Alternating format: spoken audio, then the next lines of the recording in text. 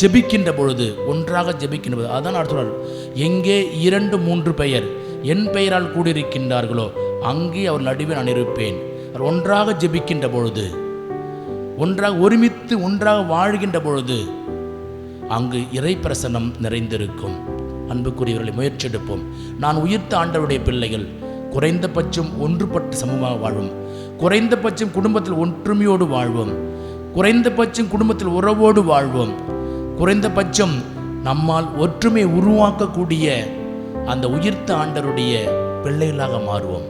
எனவே இந்த திருப்பலில் மன்றாடும், இறைவா, உம் உயிர்ப்பின் பெருவிழாவை கொண்டாடி மகிழ்ந்து கொண்டிருக்கிற இந்த காலகட்டங்களில் நாங்களும் ஆவியினால் பிறக்க வேண்டும், நிரப்பப்பட்டு பிறக்க வேண்டும், உயிர்ப்பின் சாட்சியலாக மாற வேண்டும். எங்களிடம் இருக்கின்ற வெறுப்பு, விரக்திகள், பகைமை என்னும் பழைய இயல்புகளை விட்டு ஒழித்துவிட்டு உயிர்த்த உம்முடைய பிள்ளைகள் என்பதை எங்கள் அன்றாட வாழ்க்கையில் ஒற்றுமையாக, உறவோடு, அன்போடு, பகிர்தலோடு வாழும் வழியாக நாங்கள் புது மனிதர்களாக வாழுகின்ற வரத்தை எங்களுக்கு தாரும்.